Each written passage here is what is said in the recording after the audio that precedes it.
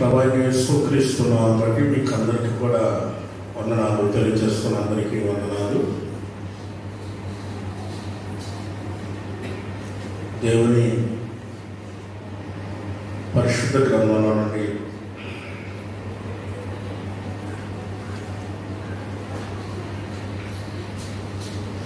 మత్తయి సువార్త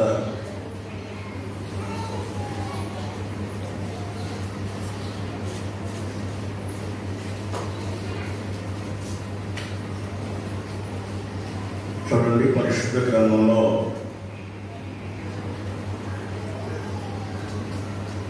మత్తయి సువార్త 10వ అధ్యాయము 22వ వాక్యాన్ని మనం చదువుకుందాం.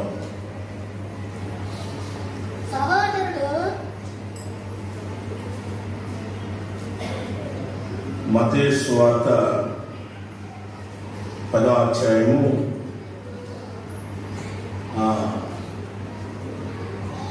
22వ వాక్యం నుండి, మీరు నా నామము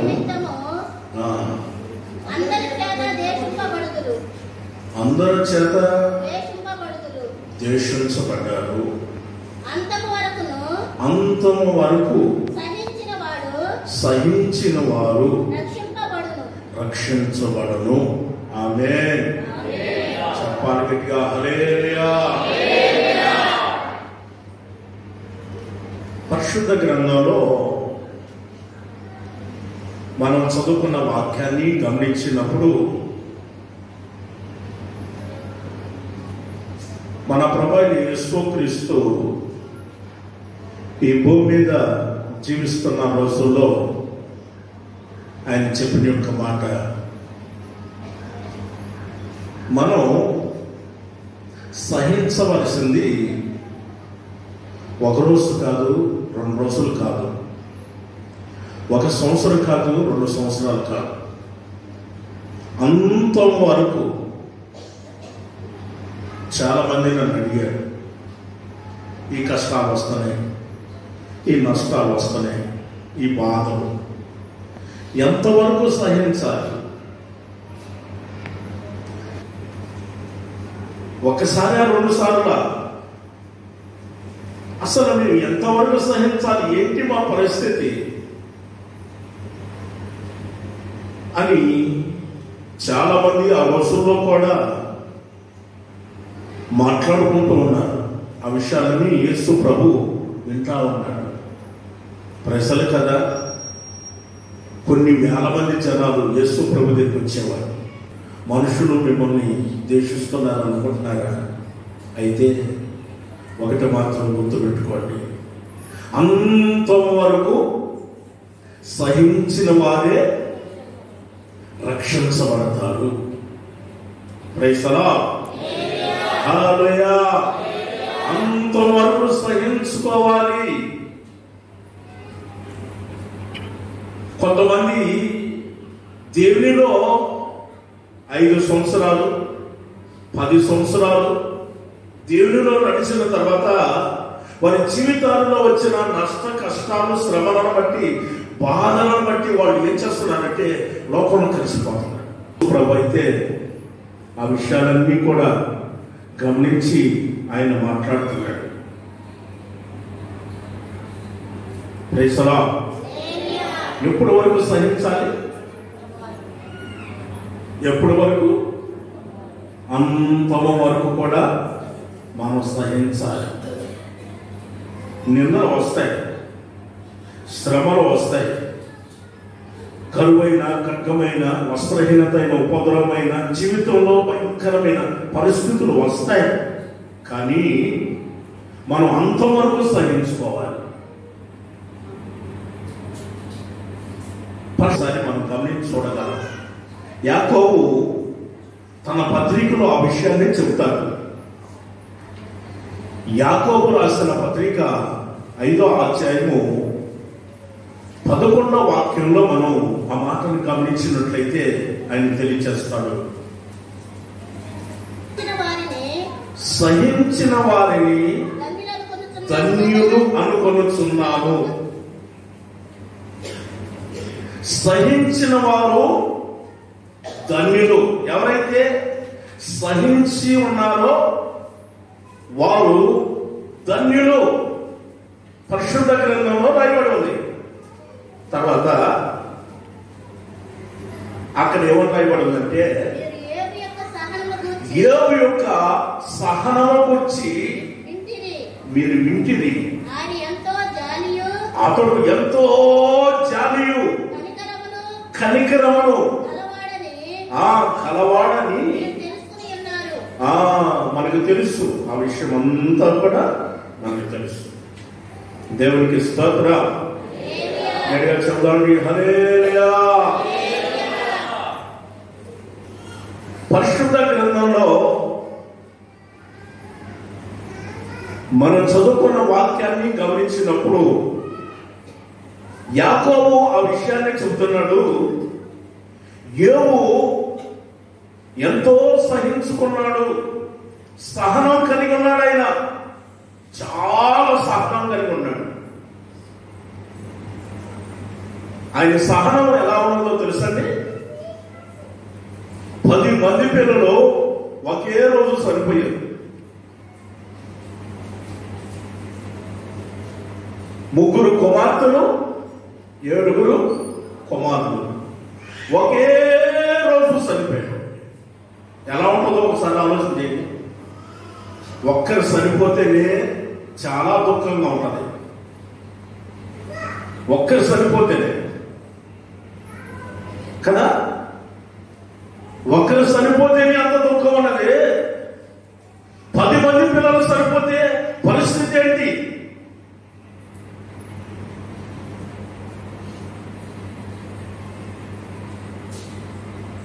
ఒక అక్క నా దగ్గరికి వాళ్ళ తమ్ముడిని తీసుకొని వచ్చింది. తమ్ముడికి చెప్పొచ్చు కదమ్మా, తాగొద్దని చెప్పొచ్చు కదా. చాలాసార్లు చెప్పానన్న, తాగొద్దని ఎన్నోసార్లు చెప్పానన్న, ఎన్నిసార్లు చెప్పినా తాగుతానే ఉంటాడన్న. మాట వినడన్నా, తాగుతాడన్న, మాట వినడన్నా. బాబు అలా తాగకూడదునైనా, లోపల అవయవాలన్నీ దెబ్బతింటే. పైకి బాగానే ఉన్నావు కానీ లోపల మాత్రం అవయవాలు దెబ్బతింటాయా, కిడ్నీలు పాడైపోతాయి, చెప్పిన మాట విను అనంటే నేను ఖచ్చితంగా వింటాను. అలాగే నేను చేతులు కట్టుకున్నాను. నాకు ఇప్పుడే మారు మనసు వచ్చింది నువ్వు చెప్పగానే, నేను ఖచ్చితంగా అలాగే నేను చేస్తాను అని అన్నాడు. ఉదయం అండి, ఉదయం చెప్పాడు.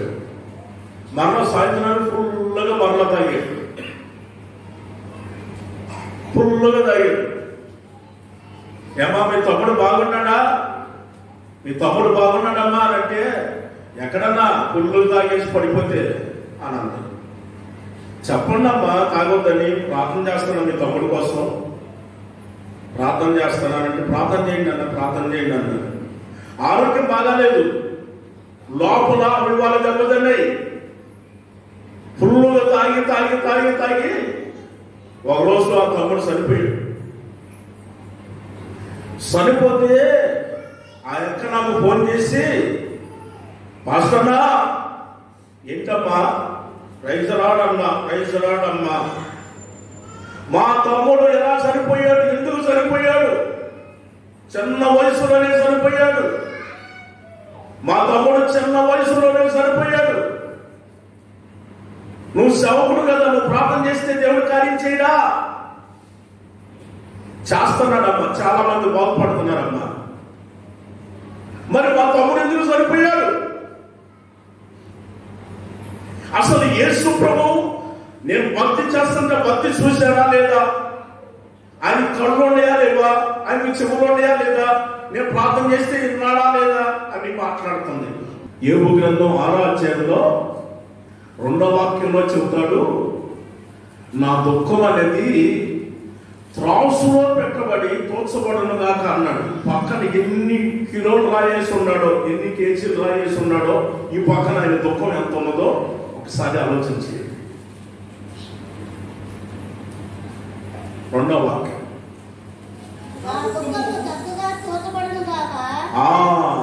నా దుఃఖము చక్కగా తోచబడును గాక. త్రాసులో పెట్టబడి నా దుఃఖం అనేది చక్కగా తూర్చబడునుగా అంటున్నాడు. ఆయన దుఃఖం అలా ఉన్నది. ఆయన జీవితంలో అంతటి యొక్క దుఃఖం ఉన్నా కానీ ఆయన మాత్రం సహించుకున్నాడు. ఒంటెల పోయి, గాడిదల పోయి, గుర్రాల పోయి, ఆ గాడిదల పోయి, ఆయన కొన్న గొర్రెల మందల పోయి, అన్నీ పోయినాయి. నష్టం, భయంకరమైన నష్టం, భయంకరమైన నష్టం జరిగింది. చాలా నష్టపోయాడు.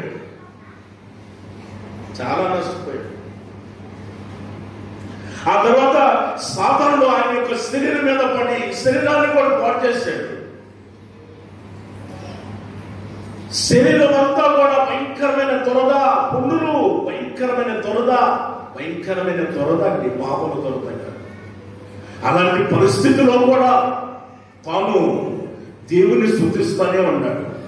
Praise the Lord. హల్లెలూయా. 10 మంది పిల్లలు కన్నది. వారిద్దరి మధ్య ఎంత ప్రేమ బంధం కలిగి ఉన్నదో ఒకసారి మీరు ఆలోచన కలిగి ఉన్నట్టు. 10 మంది పిల్లలు కన్నారు. ఇప్పుడు మాత్రం కష్టం వచ్చినప్పుడు మాత్రం ముక్కులో ఏమండి అన్ని బాగున్నప్పుడు సంతోషంగా ఉంటారు, బాగానే ఉంటారు. కానీ ఏదైనా నష్టం వచ్చిందంటే, కష్టం వచ్చిందంటే సహించరండి. ముక్కులో పెట్టి పొడుస్తూనే ఉంటారు. సహించుకోవాలి. ఆయన అంటాడు, నేను రాజుగా ఉన్నప్పుడు నువ్వు రాణిగా లేవా? ఉన్నావా లేదా?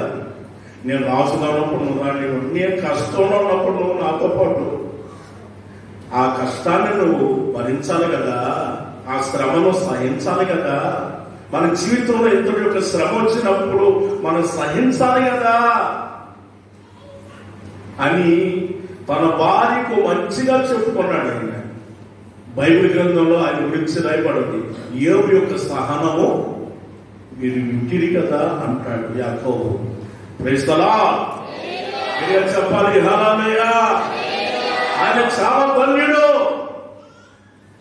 యోబు తాను ఎంతో సహించుకున్నాడు, సహనం కలిగి ఉన్నాడు. తన భార్య కొరకు ప్రార్థన చేశాడు. స్నేహితులు వచ్చి ఎత్తి పొడిసి మాటలు మాట్లాడే ఆ స్నేహితుల కొరకు కూడా ప్రార్థన చేశాడు. తన స్నేహితుల కొరకు కూడా ప్రార్థన చేశాడు. బైబిల్ గ్రంథంలో రాయబడింది. యోబు గ్రంథం 42వ అధ్యాయంలో 12వ వాక్యాన్ని మనం గమనించినప్పుడు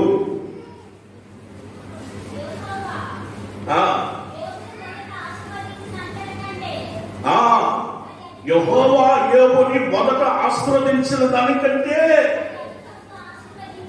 రెండవసారి అధికముగా ఆశీర్వదించాడు. దేవునికి స్తోత్రం. హల్లెలూయా.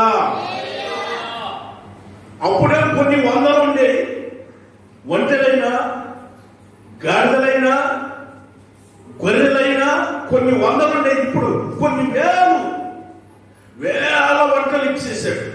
కొన్ని వేల గాడిదలు ఇచ్చాడు. ఎద్దులు అన్ని కూడా సమస్తాన్ని కూడా ఏర్పాటు చేసి ఇచ్చాడు. అందు మాత్రమే కాదు, మళ్ళా దేవుడు 10 మంది పిల్లలు ఇచ్చాడు. 10 మంది పిల్లలు పోయారా? 10 మంది పిల్లలు చనిపోయారా? మళ్ళా 10 మంది పిల్లలు. మీరు ఒకసారి ఆలోచించి, 2-3 పిల్లలకి వద్దయ్యాక చాలా నా వల్ల కావట్లేదు. 2-3 పిల్లలకే 3 పిల్లలకే చాలా కష్టం అంటున్నారు. 10 మంది పిల్లలు కన్నదా ఆమె? 10 మంది పిల్లలు కన్నదా? అయిపోయింది. 10 మంది తర్వాత మళ్ళీ 10 మందిని కన్నది. మొత్తం ఎంత? ఒకే భార్య.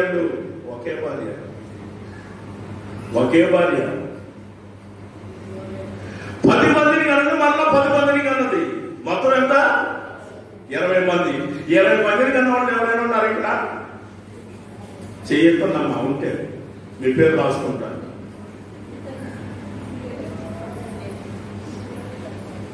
ఉన్నారా?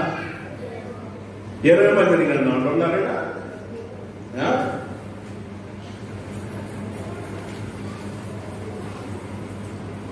ఈ రోజుల్లో అయితే ఇద్దరు ముగ్గురు కంటమే చాలా కష్టమైపోతుంది. లేదు 5-6 అనుకోండి, గొప్పగా చెప్పుకుంటున్నారు.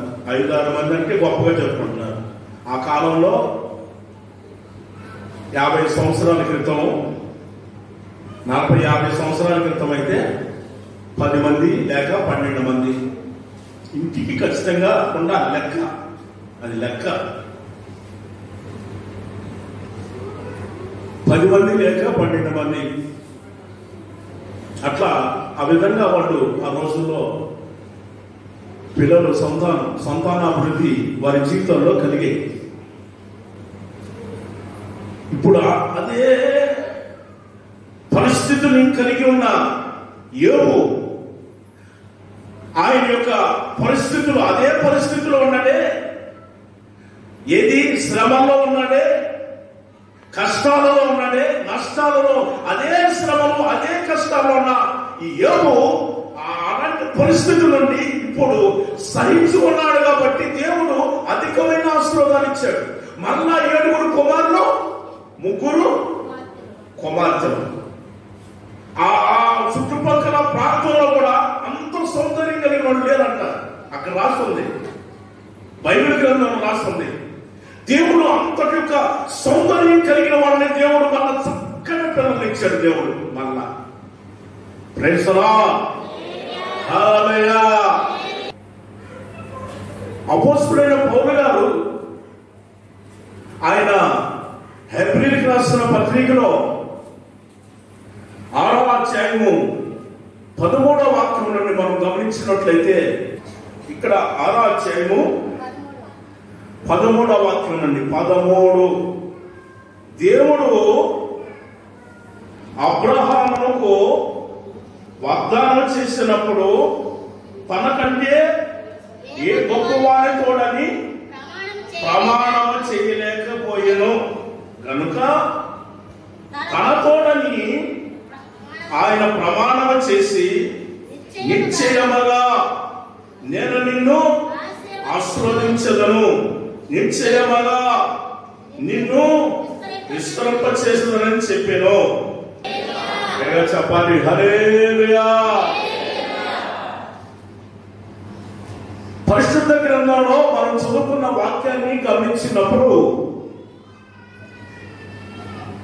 అపోస్తలుడైన పౌలు గారు అబ్రహాము గురించి మాట్లాడుతున్నాడు. తనతోడని దేవుడు ప్రమాణం చేసి అబ్రహాముతో దేవుడు మాట్లాడాడు, నిశ్చయముగా నేను నిన్ను ఆశీర్వదిస్తాను, నిశ్చయముగా నేను నిన్ను విస్తరింప చేస్తాను అని దేవుడు మాట్లాడాడు. దేవునికి స్తోత్రం. చెప్పాలి హల్లెలూయా. దేవుడు మాట్లాడుతున్నాడు, అబ్రహాముతో దేవుడు మాట్లాడుతున్నాడు, వాగ్దానం చేశాడు దేవుడు. అయితే అబ్రహాము అన్ని విషయాలలో ఆశీర్వదించబడ్డాడు. దేవుడు అతన్ని గొప్ప చేశాడు. కానీ ఆయన జీవితంలో ఒకటి కొదువుగా కనిపిస్తుందండి. అదేమిటంటే సంతానం లేదు, పిల్లలు లేదు. తన ఇంటిలో ఉన్న పనివాడికైతే పిల్లలందరూ ఉన్నారు, కానీ ఈయన మాత్రం పిల్లలు లేరు. సంతానం లేక అల్లాడిపోతూ చాలా బాధపడిపోతున్నాడు. గుండెల్లో చాలా బాధ. ఆదికాండము 15వ అధ్యాయము, ఆదికాండం 15వ అధ్యాయము మొదటి నుండి మనం గమనించినట్లయితే,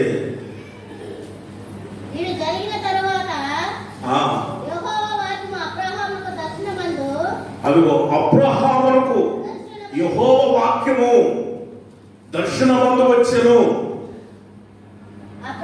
అబ్రహమా భయపడకము, నేను నీకు కేడము, నీ బహుమానము అత్యధికం చేస్తాను. దేవునికి స్తోత్రం. హల్లెలూయా. అబ్రహమా భయపడవద్దు, నీ బహుమానం నేను అత్యధికం చేస్తానయ్యా. చూడండి, నిన్ను గొప్ప జనముగా చేసి నిన్ను ఆశీర్వదించి నీ నామాన్ని గొప్ప చేస్తాను. నీవు ఆశీర్వాదకరంగా ఉంటావు. దేవుడు ముందే చెప్పాడు. అబ్రహామును పిలిచినప్పుడు అబ్రహాముతో మాట్లాడాడు దేవుడు. ఏమని? నిన్ను గొప్ప జనం చేస్తానన్నాడు కదా, ఆయన మాటిచ్చాడు కదా. మరి మాటిచ్చిన తర్వాత ఇక్కడ జరగలేదు కదా అని ఆలోచిస్తున్నాడు అబ్రహాము. ఏంటి నా పరిస్థితి? 15వ అధ్యాయంలో 2వ వాక్యంలో 15వ అధ్యాయం ఆదికాండము 15వ అధ్యాయం 2వ వాక్యం. అందుకు అబ్రహాము ఆ ప్రభువు యెహోవా నాకేమిచ్చాడు చెప్పు అమ్మా, చెప్పు, ఏమిచ్చాడు? ప్రభువు యెహోవా నాకేమిచ్చాడు. ఈ రోజున భక్తి చాలా మంది చేస్తున్నారు.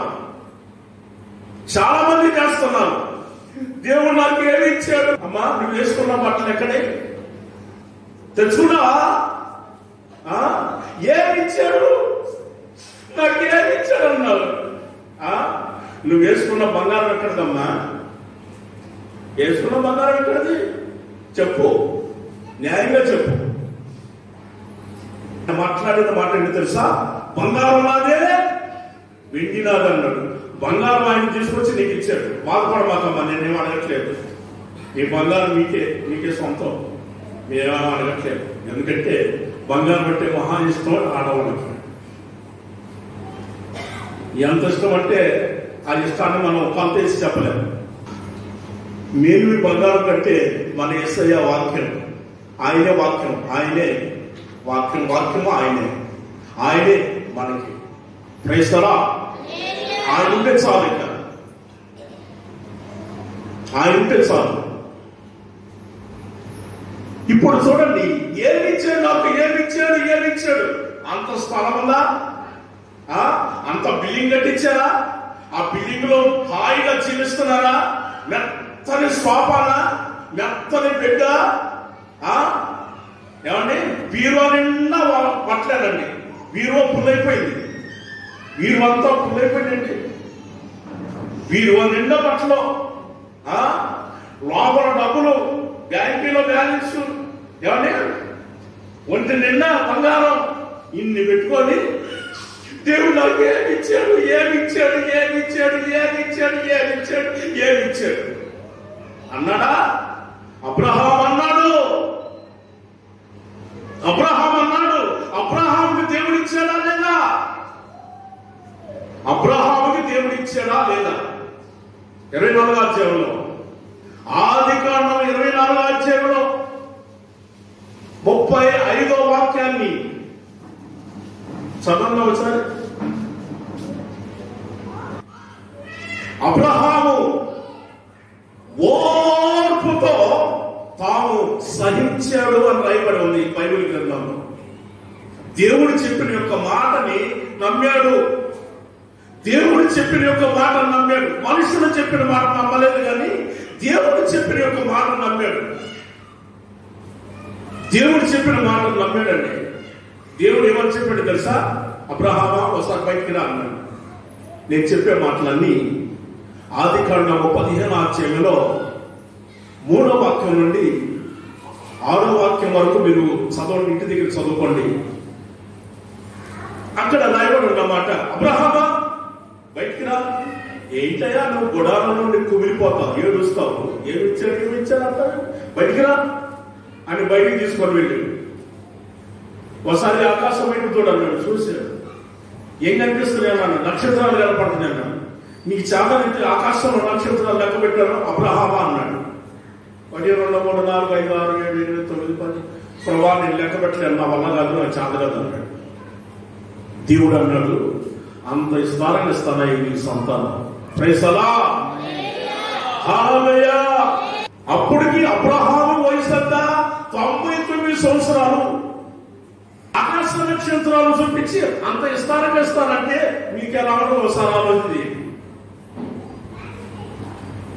30 సంవత్సరాలు 40 సంవత్సరాలు 50 సంవత్సరాలు వచ్చిన సంగతి చెప్పండి.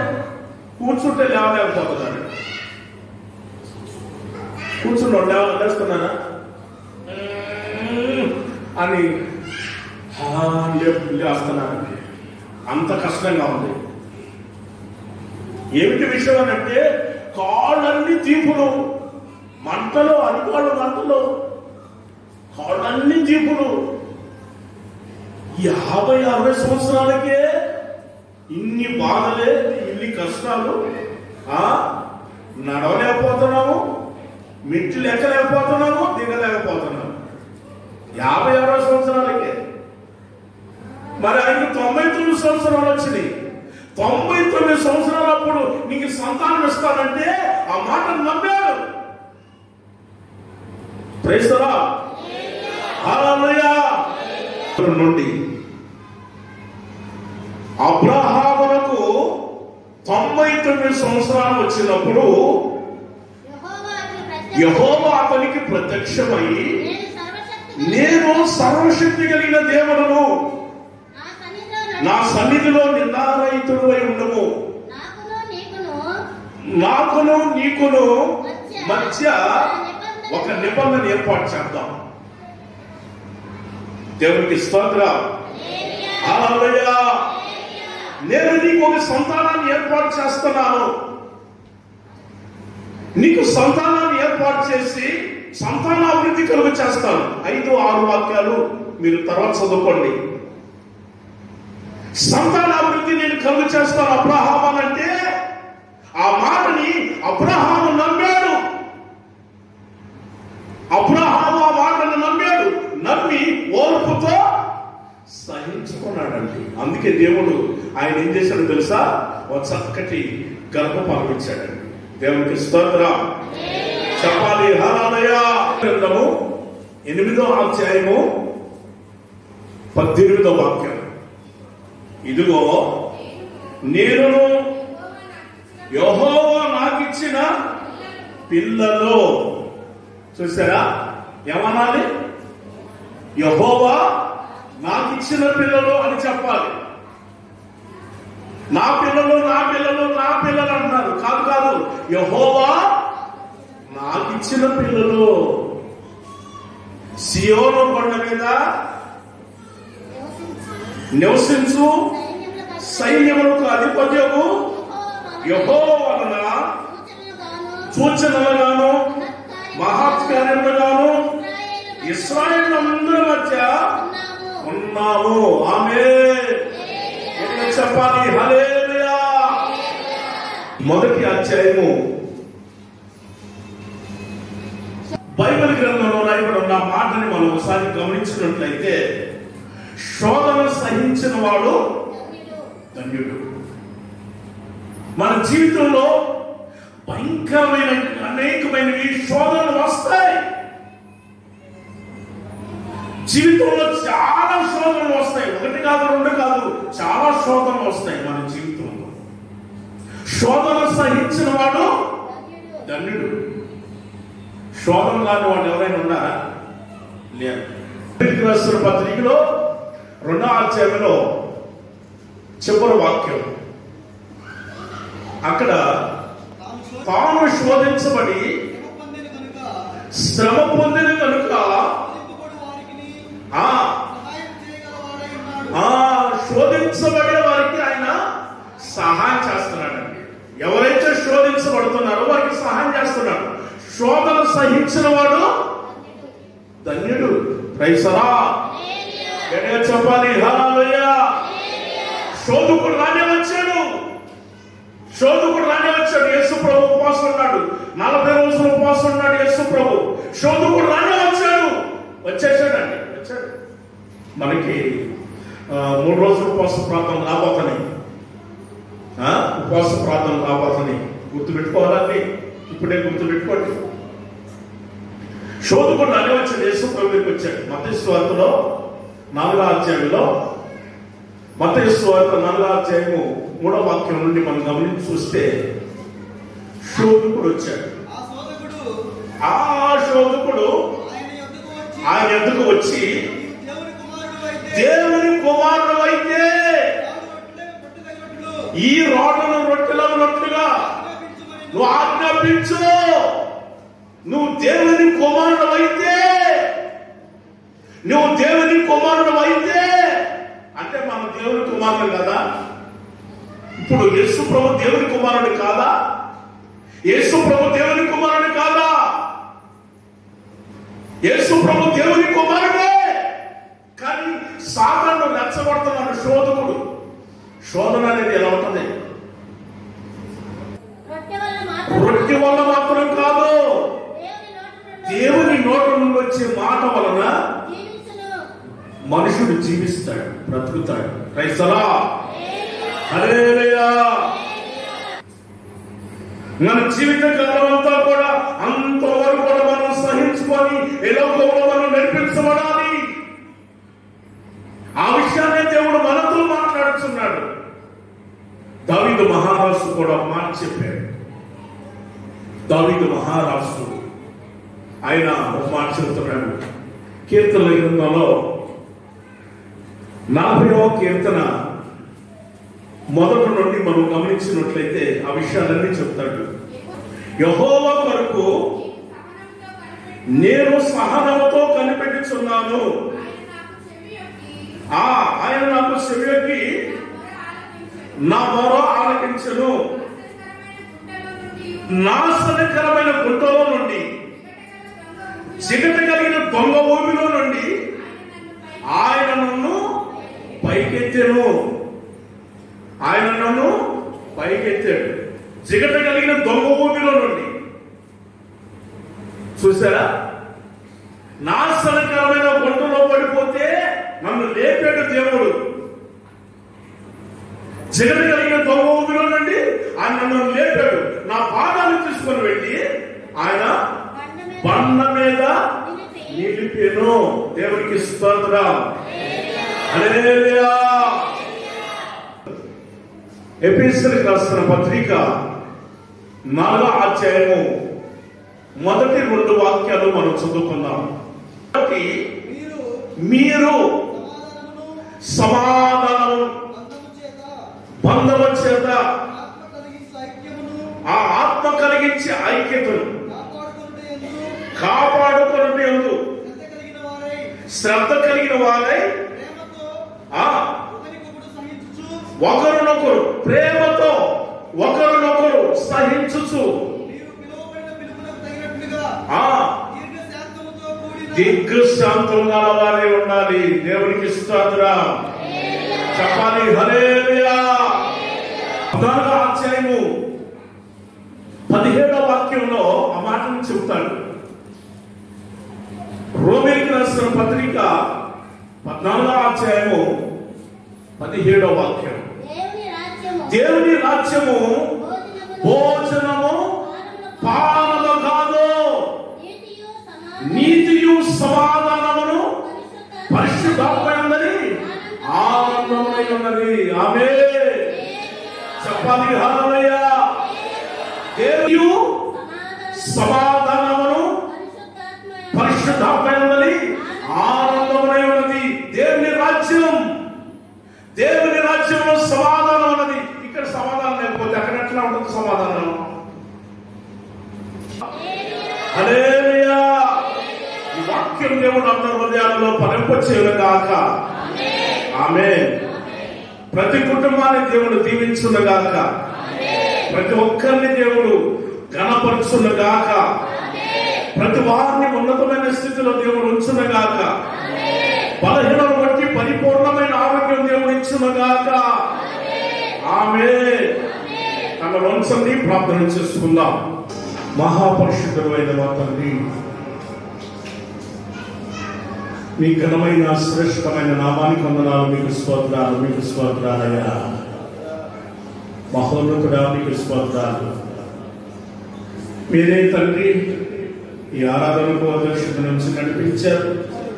అందుకొరకై మీకు స్తోత్రాలయ్యా. వాక్యమైన తండ్రి మీ బిడ్డలతోనైనా మీరు మాట్లాడిన మాటల ప్రకారం మీకు స్తోత్రాలు చెల్లిస్తున్నాం తండ్రి. మీకు స్తోత్రాలయ్యా.